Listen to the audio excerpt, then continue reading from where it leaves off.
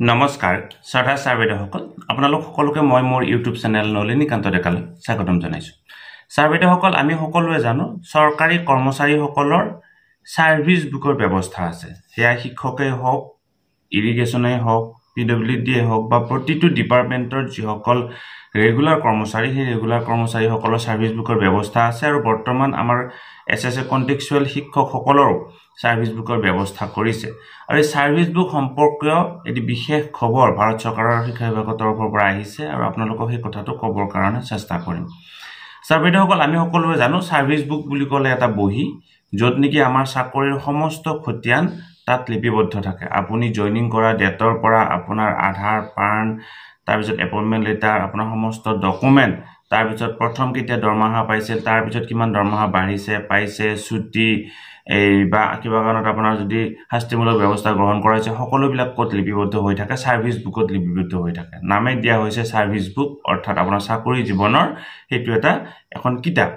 এই ছাৰ্ভিচ বুকৰ যিহেতু অত্যন্ত গুৰুত্বপূৰ্ণ, গতিকে এতিয়া বাদে বিশেষ সিদ্ধান্ত গ্ৰহণ কৰা হৈছে এই ছাৰ্ভিচ বুকসমূহ ছাৰ্ভিচ বুক হিচাপে ৰখা হ'ব। ছাৰ্ভিচ বুক মানে হৈছে অৰ্থাৎ ডিজিটেল মাধ্যমৰ জৰিয়তে এই ছাৰ্ভিচ বুকসমূহ সংৰক্ষণ কৰাৰ ব্যৱস্থা গ্ৰহণ কৰা হ'ব। আমি সকলোৱে জানো আমাৰ কৰ্মচাৰীসকলৰ HRMS পৰ্টেলৰ জৰিয়তে ডাটাসমূহ নিৰ্দিষ্ট পৰ্টেলত মানে কি কৰা হৈছে সংৰক্ষণ কৰা হৈছে। এতিয়া আমাৰ শিক্ষকসকলৰো প্ৰতিজন শিক্ষকৰ HRMS পৰ্টেল আছে আৰু HRMS পৰ্টেলৰ জৰিয়তে আমাৰ সমস্ত তথ্য তাত লিপিবদ্ধ কৰা হৈছে। এই যে ট্ৰেন্সফাৰ ব্যৱস্থাটো হৈ আছে, ট্ৰেন্সফাৰ ব্যৱস্থাটো এই HRMS পৰ্টেলৰ জৰিয়তে হৈ আছে।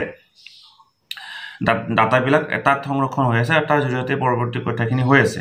গতিকে এই ছাৰ্ভিচ বুকটো এতিয়া কি কৰা হ'ব, ছাৰ্ভিচ বুক হিচাপে ব্যৱস্থা গ্ৰহণ কৰা হ'ব। ইয়াক কি কৰা হৈছে HRMS2 হিচাপে নামাকৰণ কৰা হৈছে। শ্ৰদ্ধা ছাৰ বাইদেউসকল এনেকুৱা ধৰণৰ ভিডিঅ'সমূহ পাই থাকিবৰ কাৰণে আপোনালোকে আমাৰ ফেচবুক পেজ নলিনীকান্ত ডেকা ফ'ল' কৰিব, আমাৰ ইউটিউব চেনেল নলিনীকান্ত ডেকা ছাবস্ক্ৰাইব কৰি ল'ব আৰু ভিডিঅ'ৰ ডেছক্ৰিপশ্যনত আৰু কমেণ্ট বক্সত এটি লিংক পিন কৰি দিছোঁ, তাত ক্লিক কৰি আপোনালোকে আমাৰ হোৱাটছআপ চেনেলত জইন হৈ ল'লে প্ৰতিটো ভিডিঅ'ৰ খবৰ আপোনালোকে পোনপটীয়াভাৱে পাবৰ কাৰণে সক্ষম হ'ব। এতিয়া কেনেকুৱা ধৰণে কৰা হ'ব, কি পদ্ধতিৰে কৰা হ'ব তাৰ ডিটেইল গাইডলাইন ইতিমধ্যে ওলাব। কিন্তু আমি এটা কথা ইতিমধ্যে ক'ব পাৰোঁ যে কি আমাৰ ছাৰ্ভিচ বুক যিহেতু এতিয়া হাৰ্ড কপিত আছিল, এটা বহীত মাজত সীমাবদ্ধ হৈ আছিল, এতিয়া সেইটো ডিজিটেলি হ'বৰ কাৰণে গৈ আছে। নিশ্চয় কিছুদিনৰ ভিতৰতে এই ব্যৱস্থাটো কাৰ্যকৰী হ'ব আৰু ইতিমধ্যে তাক লৈ বিশেষ এখন চিঠি আহিছে। গতিকে ছাৰ বাইদেউসকল ভিডিঅ'টো যদি আপোনালোকে এইখিনি কথা ক'লোঁ, আমি আমাৰ জীৱনৰ চাকৰি জীৱনৰ যিটো মূল্যৱান সম্পদ বুলি ক'ব লাগিব, যিটো নেকি নহ'লে আমাৰ একো কামেই নহয়। আপোনাৰ যদি ছাৰ্ভিচ বুক নাথাকে আপোনাৰ পেঞ্চন নহয়, আপোনাৰ ছুটি নহয়, আপোনাৰ একো নহয়। অৰ্থাৎ ছাৰ্ভিচ বুকত সকলো থাকিবই লাগিব আৰু সকলো ছাৰ্ভিচ বুকত লিপিবদ্ধ হয় আৰু এই ছাৰ্ভিচ বুকটো এতিয়া ছাৰ্ভিচ বুক হিচাপে হ'বৰ কাৰণে গৈ আছে, অৰ্থাৎ ডিজিটেলি হ'বৰ কাৰণে গৈ আছে, যিটো নেকি আমাৰ DDOৰ হাতত জমা থাকিব লাগে। ইয়াত এটা আমাৰ কনফিউজন থাকে যে কি ছাৰ্ভিচ বুকটো ক'ত থাকিব বা ক'তে জমা ৰাখিব। ছাৰ্ভিচ বুকটো জমা ৰখাৰ অথৰিটিটো হৈছে DDO, যিয়ে নেকি আপোনাক দৰমহা দিয়ে তেওঁৰ হাতত ছাৰ্ভিচ বুকটো জমা থাকিব লাগে, কাৰণ তেওঁ আপোনাক দৰমহা দিয়াৰ পিছত সেই কথাখিনি তাত লিপিবদ্ধ কৰিব বা যিয়ে ছুটি দিয়ে, ছুটিও দিব পাৰে DDOজনে।